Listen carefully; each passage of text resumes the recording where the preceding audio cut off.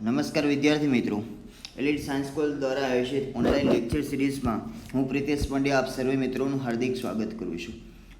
સૌપ્રથમ તો તમે 12th સાયન્સમાં સારા એવા માર્ક્સ સાથે પાસ થયા એ બદલ તમને ખૂબ ખૂબ અભિનંદન. ઓકે, સો આજે સ્ટાર્ટ કરીએ છીએ જનરલ ઇન્ટ્રોડક્શન બીએસસી વિશે અને મારો સબ્જેક્ટ છે કેમિસ્ટ્રી. સો આપણે આજે કેમિસ્ટ્રી બીએસસી કેમિસ્ટ્રીમાં ક્યાં સ્કોપ છે, ઇટ મીન્સ બીએસસી કેમિસ્ટ્રી પછી જોબના ક્યાં સ્કોપ છે, કેમિસ્ટ્રી બ્રાન્ચ કેટલું વાઇડ છે, ઇટ મીન્સ એનો વિશાળ એરિયા કેટલો છે, એના વિશે આપણે વાત કરીશું.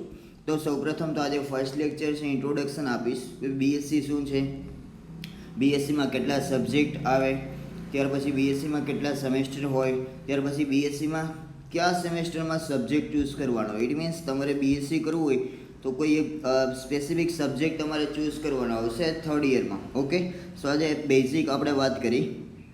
તો સૌપ્રથમ તો જોઈ લો, આપણું કોલેજનું કેમ્પસ છે, બહુ મસ્ત એવું કેમ્પસ છે, તમે જોઈ શકો છો. રેડી? તો ચાલો હવે સ્ટાર્ટ કરી. First, a degree in chemistry opens the door of variety of career in chemistry. ભાઈ કેમિસ્ટ્રીમાં તમે બેચલર ડિગ્રી પ્રાપ્ત કરશો તો તમારા માટે variety of carriers, it means અલગ અલગ ટાઈપ્સની ઘણી કેરિયર્સ ઓપોર્ચ્યુનિટી મળશે આફ્ટર બીએસસી કેમિસ્ટ્રી. તો ફર્સ્ટ ઓફ ઓલ બીએસસી વિશે જનરલ વાત કરી લઈ તો કે બીએસસી છે એ 3 વર્ષનો કોર્સ છે, તમે જાણો જ છો આ બધું, તેમ છતાં એક વખત કહી દઉં. ચાલો, બીએસસી છે એ 3 વર્ષનો કોર્સ છે, એક તો ફર્સ્ટ યર, સેકન્ડ યર અને થર્ડ યર. ચાલો, ફર્સ્ટ યરમાં છે તમારે 4 સબ્જેક્ટ આવશે, એમાં કમ્પલસરી 2 ભણવાના હોય, એક તો ઇંગ્લિશ અને બીજું કેમિસ્ટ્રી. આ 2 સબ્જેક્ટ કમ્પલસરી આવે. ત્યાર પછી માઇક્રોના ઓપ્શનમાં મેથ્સ આવે, માઇક્રોના ઓપ્શનમાં શું આવશે? મેથ્સ. અને ફિઝિક્સના ઓપ્શનમાં આવશે બોટની. ઓકે, સો આ 4 સબ્જેક્ટ તમારે સેમ ફર્સ્ટ યર અને સેકન્ડ યર એટલે કે સેમ 1 to 4 સુધી કમ્પલસરી સ્ટડી કરવાના હોય. સેમ 1 to 4 સુધી તમારે કમ્પલસરી આ સબ્જેક્ટ, એક તો છે ઇંગ્લિશ, બીજું છે કેમિસ્ટ્રી, ત્યાર પછી માઇક્રોના ઓપ્શનમાં મેથ્સ, માઇક્રોબાયોલોજી ચૂઝ કરો અથવા તો મેથેમેટિક્સ ચૂઝ કરો. ત્યાર પછી ફિઝિક્સના ઓપ્શનમાં તમને બોટની મળશે, કે જે બાયોના સ્ટુડન્ટ છે અને ફિઝિક્સમાં ઘણી વખત પ્રોબ્લેમ આવતા હોય, કેલ્ક્યુલેશન, ખાસ ઇન્ટિગ્રેશન, ડિફરન્શિએશન, એના માટે આપણે સ્પેશિયલી બોટની સબ્જેક્ટ અહીંથી પ્રોવાઈડ કરીએ છીએ. ઓકે, સો જનરલ ઇન્ટ્રોડક્શન ચાલવા દેજો. પછી બીએસસીના 3 વર્ષ હશે, એમાં સેમ 1 to 4 સુધી તમારે બધા સબ્જેક્ટ કમ્પલસરી સ્ટડી કરવાના હોય. હવે જો તમે થર્ડ યરમાં આવો, ઇટ મીન્સ ટીવાય બીએસસી એનો મતલબ થાય સેમેસ્ટર 5 એન્ડ સેમેસ્ટર 6.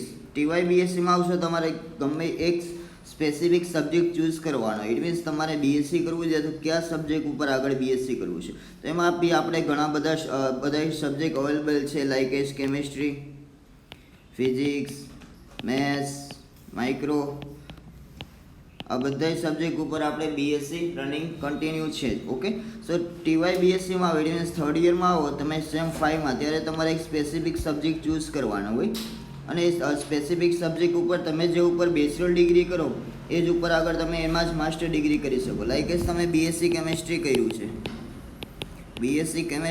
છે, તો તમે master degree, it means MSc તમે કેમિસ્ટ્રી ઉપર જ કરી શકો. હવે બીએસસી કેમિસ્ટ્રી કરી તમે આગળ કેમિસ્ટ્રીની જે સબ બ્રાન્ચ છે એમાં જ આગળ વધી શકો. હવે બીએસસી કેમિસ્ટ્રી કરીને તમે એવું થાય એમએસસી મારે ફિઝિક્સ ઉપર કરવું છે તો એ પોસિબલ નથી. ઓકે, સો થર્ડ યરમાં આવો બીએસસીમાં ત્યારે એક સબ્જેક્ટ ચૂઝ કરવાનો થાય તમારે, FY it means same 1 to 4 સુધી બધા સબ્જેક્ટ તમારે કમ્પલસરી ભણવાના હોય. સેમ 1 to 4 ઇટ મીન્સ પહેલું વર્ષ અને બીજું વર્ષ. ત્રીજા વર્ષમાં આવો ત્યારે કોઈ એક સબ્જેક્ટ સ્પેસિફિક તમારે ચૂઝ કરવાનો હોય. તો આપણે બીએસસી કેમિસ્ટ્રી વિશે વાત કરી કે કેમિસ્ટ્રી ઉપર મારે બીએસસી કરવું હોય, ઇટ મીન્સ તો એના પછી જોબના કયા સ્કોપ છે, ત્યાર પછી ઓપોર્ચ્યુનિટી કેટલી છે, આગળ ફર્ધર કયા સ્કોપમાં આપણે એડમિશન લઈ શકીએ. ઓકે, સો આજે જનરલ ઇન્ટ્રોડક્શન આપી કેમિસ્ટ્રી વિશે. ચાલો, ફર્સ્ટ છે a degree in chemistry open the door of variety of career in chemistry, biology, physics and other national sciences. Okay, so many students who have completed BSc chemistry prepare to career as a chemical engineer. It means તમે MSc તમે specially કોઈ એક organic છે, inorganic છે, ત્યાર પછી physical છે, ત્યાર પછી મેડિસિનલ છે, ત્યાર પછી એનાલિટિકલ કેમિસ્ટ્રી છે, આ બધી બ્રાન્ચ ઉપર ફર્ધર બ્રાન્ચ ઉપર માસ્ટર ડિગ્રી મેળવી શકો. Okay, so as a chemical ઇન્ડસ્ટ્રીમાં તમારા માટે જોબના સ્કોપ છે એ વધી જાય after BSc chemistry. Okay, chemist, ત્યાર પછી physics or even engineering in other fields. Okay, તો આ પ્યોર સાયન્સ કહેવાય. આ બધી બ્રાન્ચ છે બીએસસી જે તમે જે સ્ટડી કરશો એ શેમાં આવશે? બીએસસી તમારે pure science, it mean pure સાયન્સના જે તે કન્સેપ્ટ છે એ તમે સ્ટડી કરશો. ઓકે, એપ્લાઇડ સાયન્સ નથી, એન્જિનિયરિંગ ને એ બધું એપ્લાઇડ સાયન્સ કહેવાય. એમાં કઈ વસ્તુનું સ્ટડી કરવામાં આવે છે પ્રેક્ટિકલી વધારે હેલ્પફુલ હોય એનું.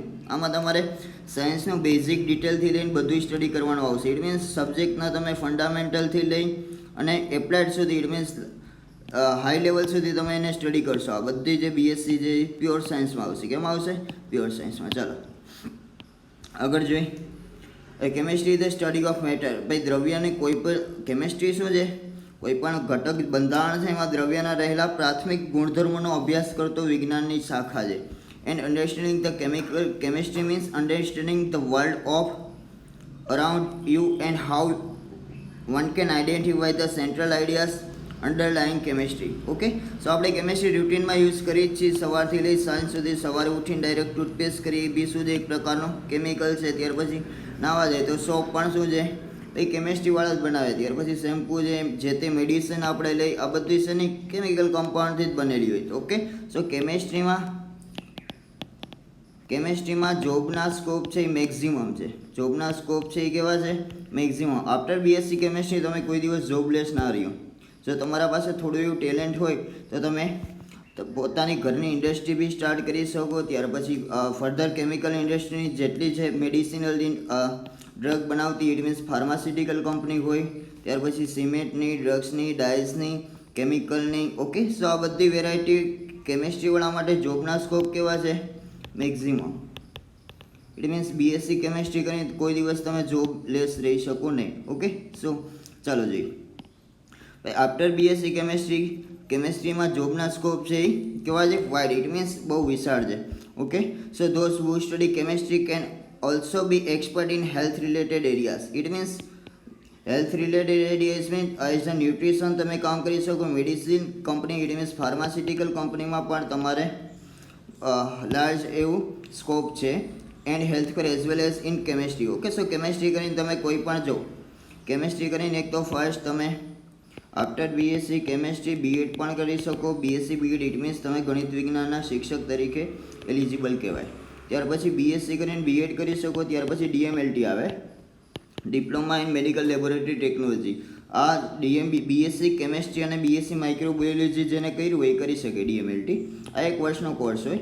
આ ડીએમએલટી કરીને તમે ફર્ધર પોતાની લેબ સ્ટાર્ટ કરી શકો. ઓકે, સો આપણે ડૉક્ટર કહે છે ભાઈ લેબોરેટરીમાં રિપીટ કરી આવો, તો આ રિપીટ કરવાવાળા કોણ હોય? આ ડીએમએલટી હોય અથવા તો પેથોલોજીસ્ટ હોય. ઓકે, સો બીએસસી કરીને એક વર્ષનો કોર્સ છે ડીએમએલટી. એનું ફૂલ ફોર્મ થાય diploma in medical laboratory technology. Okay, so આ બી તમે કરી શકો. So health related area it means pharmaceutical છે, ત્યાર પછી એક્સરે ટેકનિશિયન, આવા બહુ બધા કોર્સિસ છે જે બીએસસી પછી થઈ શકશે. Okay, so what after BSc chemistry? So chemistry graduate have much more to explore the rather than traditional jobs as a research assistant. It means તમે રિસર્ચ આસિસ્ટન્ટ, ઇટ મીન્સ તમે કોઈ બી chemical company હોય કે પછી pharmaceutical company હોય, એમાં રિસર્ચની branch હોય જેને આરએનડી કહેવામાં આવે. એને કહેવામાં આવે research and development sector. Okay, so આપણા મોરબીમાં આરએનડી સેક્ટર બહુ બધા છે. ટાઇલ્સની જે કંપની છે એમાં આરએનડી સેક્ટર હોય. એમાં શું કરવાનું હોય? કંઈક નવું રિસર્ચ કરવાનું હોય. ઓકે, સો આ રિસર્ચમાં તમે બી કેમિસ્ટ્રી કરેલું હશે તો એમાં તમને ઓબ્વિયસલી કામ લાગશે. ચાલો, ત્યાર પછી in a laboratory technology they can pursue further training to earn master and doctorate. Okay, so BSc પછી તમે માસ્ટર ડિગ્રી. ચાલો, બીએસસીનું ફૂલ ફોર્મ શું થશે? પહેલાં તો bachelor in science. Okay, chemistry કર્યું હોય તો બેચલર ઇન કેમિસ્ટ્રી. ચાલો, it means bachelor of science in chemistry. તો બીએસસી પછી ફર્ધર 2 વર્ષનો કોર્સ હોય એમએસસી. એમએસસી કરીને તમે જો સારા માર્ક્સ આવે ને તમે પીએચડી કરવું હોય, ઇટ મીન્સ પીએચડીના મિનિમમ 3 વર્ષ હોય. મીન્સ કે 3 વર્ષની અંદર તમે પીએચડી કમ્પ્લીટ કરી શકો જો રેગ્યુલર કરો તો. રેડી? તો આ પીએચડી થઈ ગયા તો તમે ડોક્ટરેટ થઈ ગયા, તમારી નામ આગળ ડૉક્ટર લાગે. ઓકે, સો પીએચડી કર્યું હોય તો નામ આગળ ડૉક્ટર લાગે, like doctor APJ Abdul Kalam. Ready? તો એ ડૉક્ટર નથી પણ એને કોઈ સ્પેસિફિક ફિલ્ડમાં પીએચડી કરેલું છે તો એની પાસે ડોક્ટરેટ ડિગ્રી છે. ઓકે, સો ચાલો હવે જોઈએ.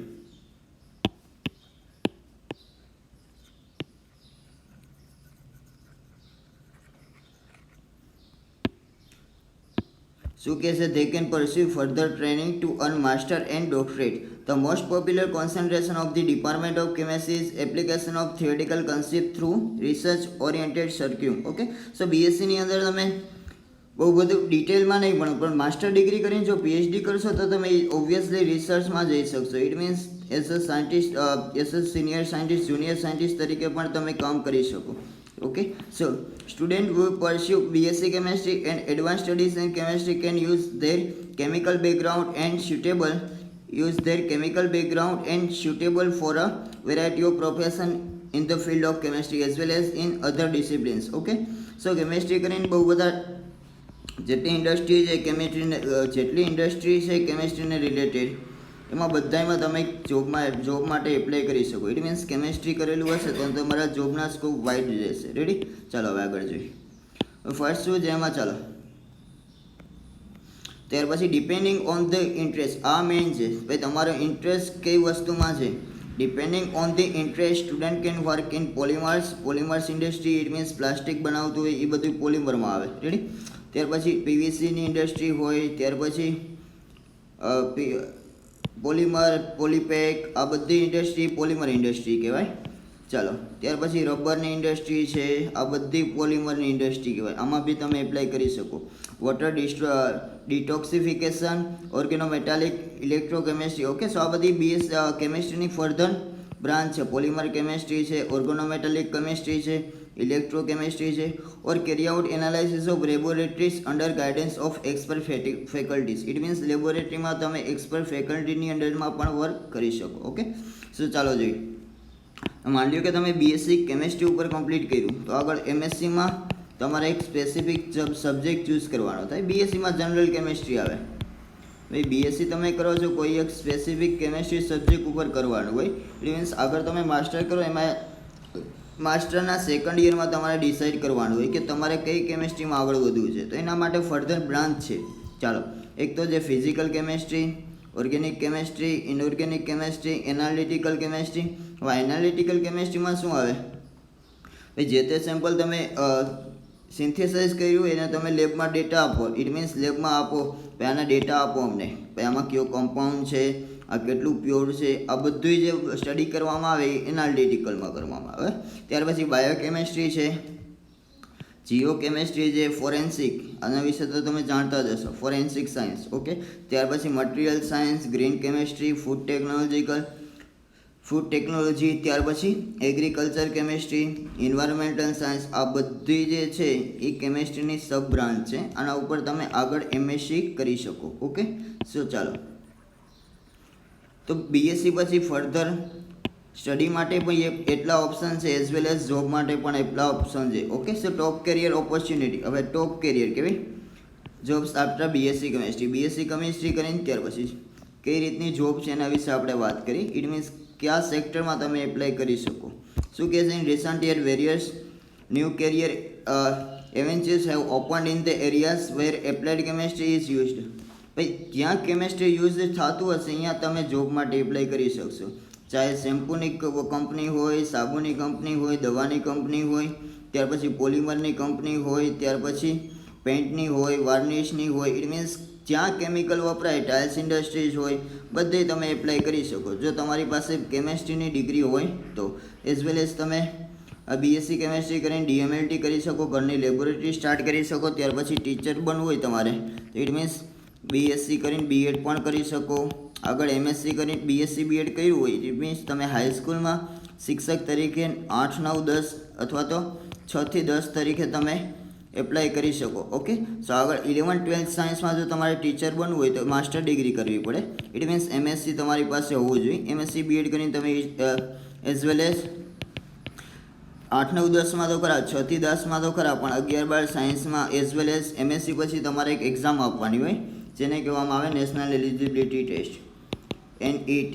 રેડી? અને એક બીજી આ નેશનલ લેવલની હોય, ઇટ મીન્સ કેન્દ્રની હોય. રેડી? ને સ્ટેટ આવે, it means state level eligibility test. આ બંને ટેસ્ટમાંથી કોઈ પણ એક ટેસ્ટ તમે પાસ કરો તો તમે એઝ અ કોલેજમાં પ્રોફેસર તરીકે પણ એપ્લાય કરી શકો. ઓકે, સો આ ટીચિંગ ફિલ્ડને રિલેટેડ આ બધી બીએસસી પછી બીએડ છે, ત્યાર પછી એમએસસી કરો, બીએડ કરો, ત્યાર પછી બીએડ પછી ફર્ધર એમએડ આવે, એ જેની પ્રિન્સિપાલ માટે કામ લાગે પ્રોફાઇલમાં. ઓકે, સો ચાલો હવે સ્ટાર્ટ કરીએ આગળ.